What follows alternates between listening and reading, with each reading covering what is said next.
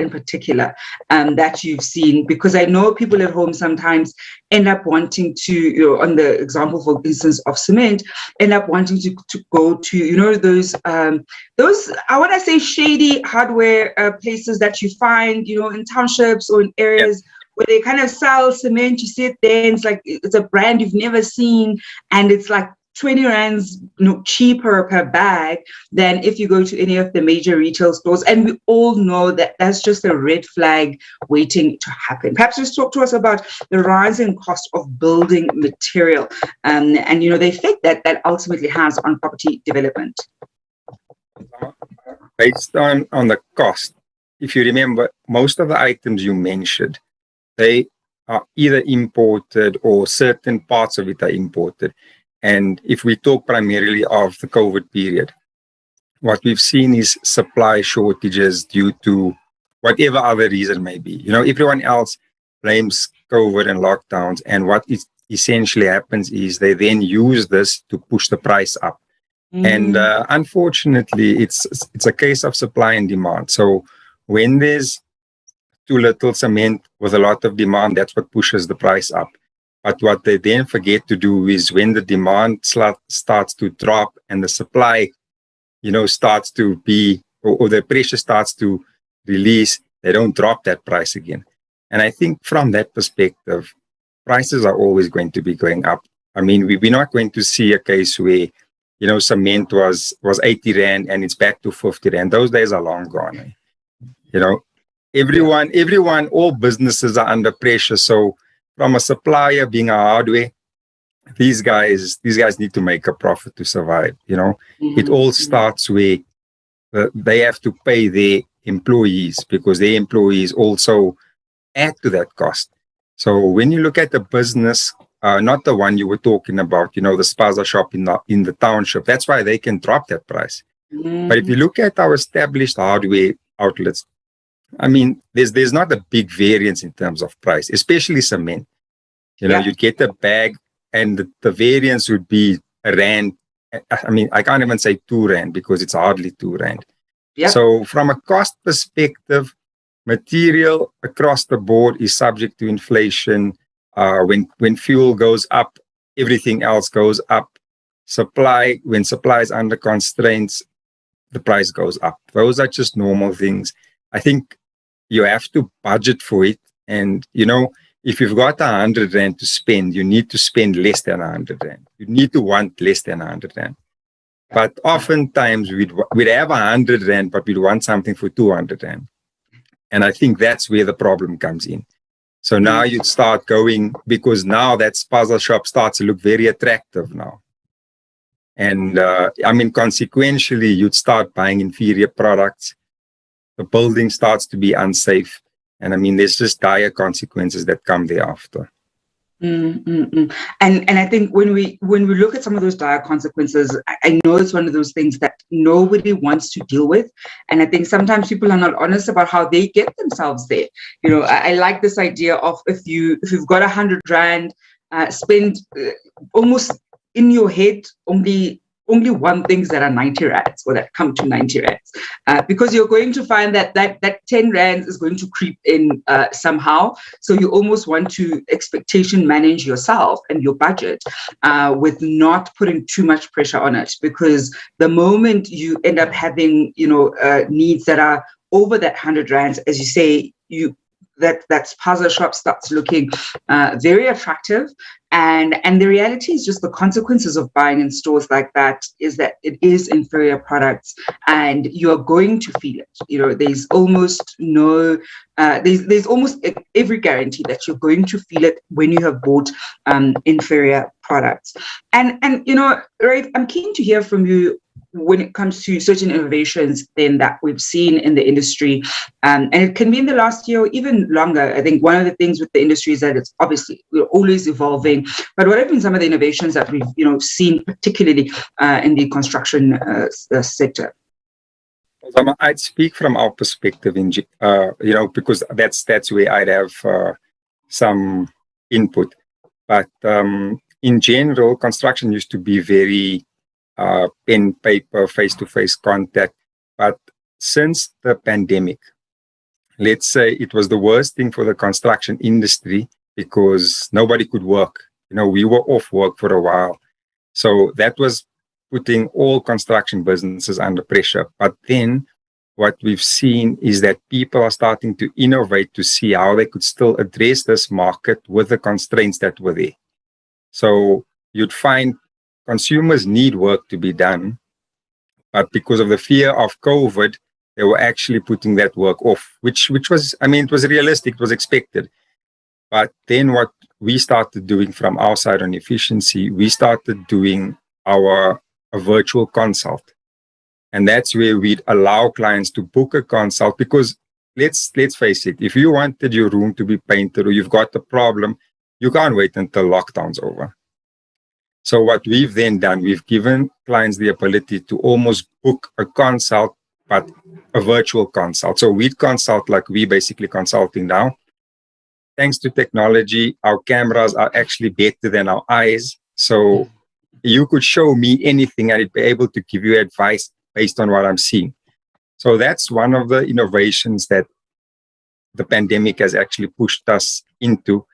And I think going from here, I don't see the market going back to the archaic way of needing to physically see someone in your premises. So the in contact would definitely change. And what that allows us, it just gives us access. You would be able to address someone's needs that's geographically dispersed. We would be able to attend to someone in a different province. They'd be able to get expertise from someone in a different location. And I think if you look at that, it then gives the customer or the consumer a better quality of service, and the competition landscape is much better. Mm-hmm.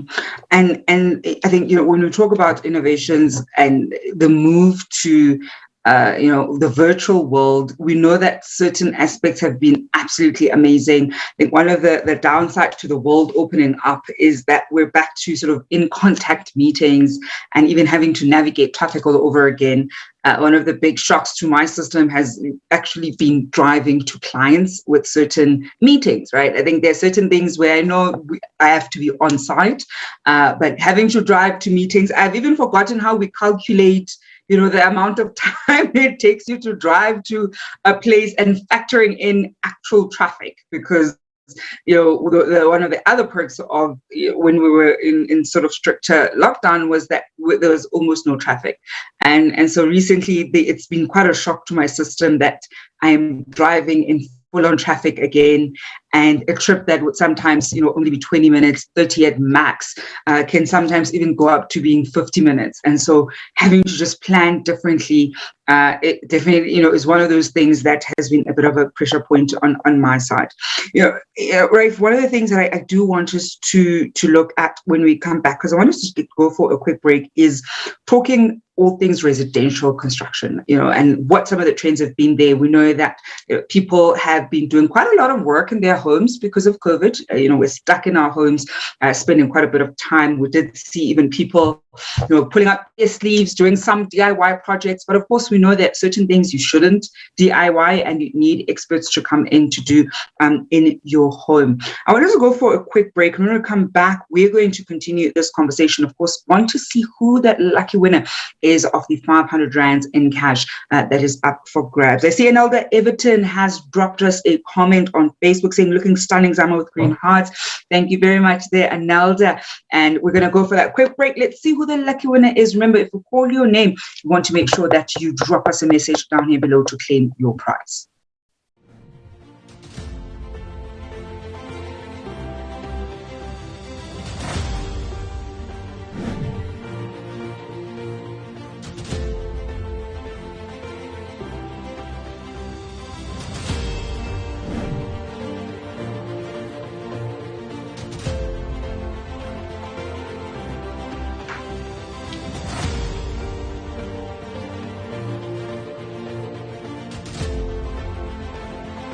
And that lucky winner this evening is Ubusisiwe Zanele. Ubusisiwe Zanele is the lucky winner of our competition. 500 rands up for grabs for Busisiwe, and I do hope that she is watching at home. Do drop us a message down here below to claim that 500 rands that is in the money bag. Busisiwe Zanele is the lucky winner this evening. But as we continue our conversation talking construction industry trends in 2021, I'm in conversation with Raeef Meyer, who's the CEO at Efficiency. And Raeef, I want us to look at residential construction, because it really is one of those things I know many people at home have either thought of venturing into in terms of working on their homes, and some have already done it. Perhaps just take us through what are some of the trends that you're seeing with residential construction, especially during this COVID period, and some of the mistakes people are doing as they start off with residential projects. I know as we lead up to the festive season, some are actually kickstarting now. We see a lot of that activity during this period, and some people want to make sure that their homes look amazing for the holiday season. I know, for example, in townships we'd be doing stuff around this period, because we know in December there are also weddings, and when people come over for the weddings, the house must look amazing. So what are some of the trends, and what are the mistakes people are making when it comes to residential construction?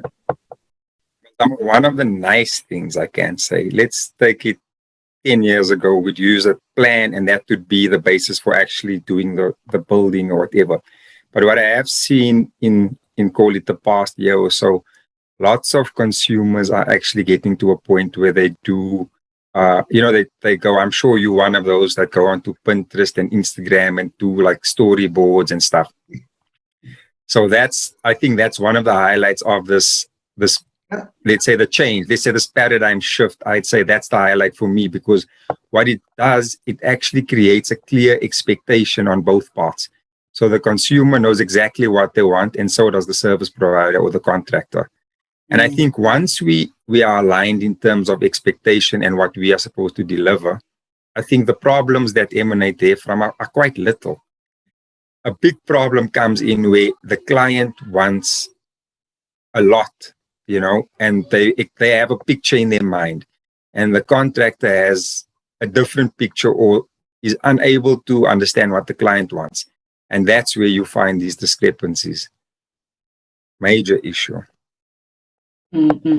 And I think, and I agree with you, a lot of us now create our mood boards. We go on Pinterest, we go on private properties, websites to look at other homes and, what the finishes in those homes are, because we obviously even are able to, get tours of the different properties. So we really are slightly more empowered to say to a contractor, this is the kind of stuff I'm looking for. We're not kind of sitting back and waiting for them to give us everything, but we have a really nice idea, and we even have a visual representation of what that looks like, which I think is absolutely important. But then when we talk about the mistakes, I think you've pointed out the one great thing that we do, and certainly the trend or the shift in trends from what it used to be. But what are the mistakes that we're making? Because I really want viewers at home to even sometimes before going into a project, be aware of some of that mistakes other people are making so they don't make them. I mean, the one big one that we've been hopping on has been around being a penny pincher in your construction project. And this one we always just hop on, even with any aspect of the property value chain, is yes, you must negotiate, and certain things are very well negotiable. But you also need to realize the point at which you're now being a penny pincher, as opposed to fair negotiation. And that if you're going to cross that line to being the penny pincher, something is going to ultimately it's going to be at the cost of something, and you need to fundamentally understand that. So besides people who are penny pinchers and cheapskates, what are some of the other mistakes that people at home typically make when it comes to construction projects in their respective homes? I want to actually talk to your point about penny pinching. So although we find a situation where people are quite tight-fisted, I also think in their defense, they don't have a benchmark. So, you'd want a dream home, you'd see this dream home, and you'd think 50,000 is more than enough to build that dream home. when in essence you need R1,000,000, for example. So I think because of the absence of that information, that's where clients start to take the 50,000, want to build a castle, when in essence you can't even build a garage to the castle. So that's where we're finding a lot of issues. And, the client then tends to scale back in terms of material purchases. They go to Zama's Spaza shop, you know what I'm saying?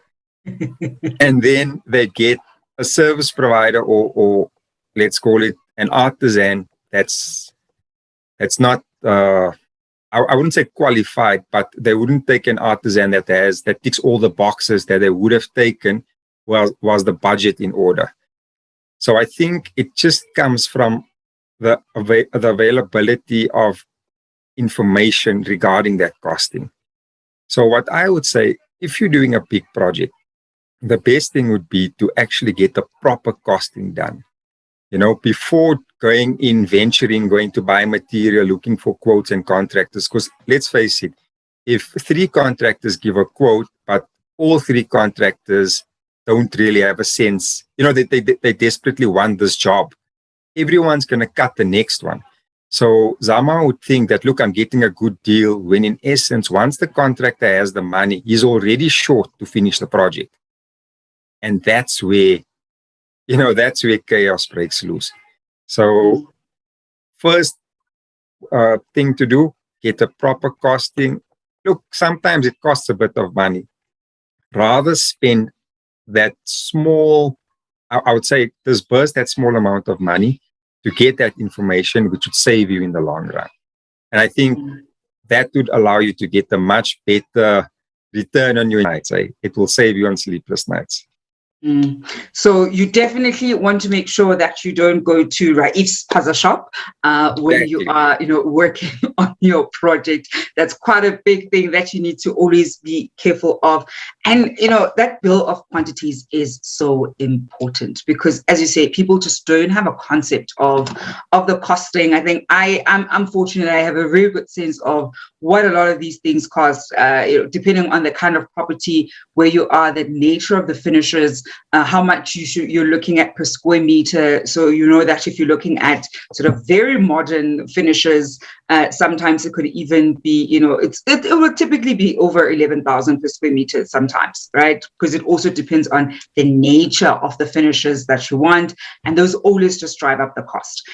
But the reality is not many people at home are able to even wrap their head around, you want to do something, it's 80 square meters, and if we're costing it at, let's say 6,000 per square meter, this is what it's going to be looking like. And even that 6,000 per square meter, I think it usually just shocks people, right? Because you're just like, listen, and that's being on the prudent side.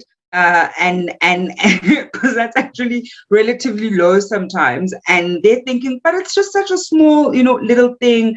And if it's for example a 30 square or a 60 square meter, you're already looking at over 300,000 for that costing per square meter. And so sometimes people at home always just struggle to wrap their head around certain things, and as you say, end up going to a Raeef's Spaza shop, which of course, as we were saying earlier, does cost you in the long run, and sometimes it even costs you during the project, because one of the things is when inferior products are used, you see it from the get-go, and redoing work is not something nobody wants to do.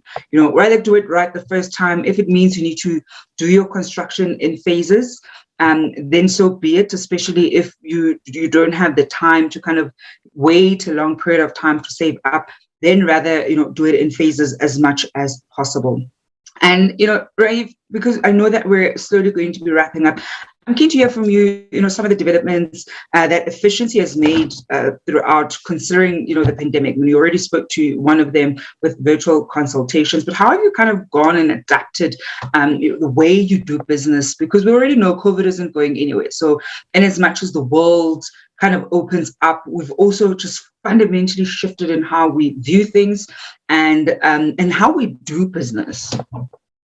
Well, if I look at it, the virtual consults is one of the big things for us, because that allowed us, what we were finding during COVID is that lots of clients were hesitant to allow us to come and do work. They needed the work done be it residential, commercial. But because of the pandemic and because of the fear of the pandemic, people were holding off on this. So the virtual consults on our part was a definite leap in the right direction. And this has seen that lots of clients that would have possibly not engaged with have started engaging with us. And what we've also done, speaking to your cost, not the 6,000 Rand a square meter to 11,000, we've actually built a tool where clients could go on and they could use that tool to, take a dream house, you choose a different level of finish, and it'll give you a thumbs up. It gives you a ballpark. Look, I mean, Zama wants marble tiles worth 800 Rand a square meter. I want 250 Rand porcelain tiles. So it's never going to cater to you 100%, but it gives you a ballpark. So you'd be able to know for my 80 square meter, if I want moderate finishes, I should be prepared for 400,000, for example. So you know that 200,000 is not going to get you anywhere nearby, and you wouldn't even try that exercise with 200,000. So those are the type of developments that we've started putting into place so that the consumer out there could get better information at their disposal. Because essentially the consumer is what we require for the industry to remain, let's say, to remain sustainable. And Raeef, before we wrap up this evening, any forecasts in terms of trends for 2022? 2022, people are definitely going to be more virtual. Pinterest is just going to get better. Mood boards, people are just qualifying home. People that are working at home or that are not in construction are becoming interior decorators, not by qualification, but by social media standing. So it's exciting. It's exciting. And it's nice to deal with informed consumers. So I do think that the previous generation of construction service providers is going to need to shake it up, because the consumers out there are informed and they know exactly what they want. Well, Raeef, that is where we're going to leave it at this evening. Thank you so much for joining us on the show. Thank you. Thank you. And that is Raeef Meyer, who's the CEO at Efficiency, wrapping up Thursday edition of the Private Property Podcast with myself, Khumalo, speaking all things construction industry trends in 2021. And I see that we unfortunately did not have the winner claim their prize. Busio Zanele didn't claim that 500 Rand, so it goes into the money bag, and we're going to have 1,000 Rands tomorrow evening. And that is where I'm going to wrap it up this evening on the Private Property Podcast with myself, Khumalo. Balino will be on your screens at 8 p.m. I'm back tomorrow evening as we wrap up the week, of course, at 7 p.m. Until then, hoping you're staying home and staying safe.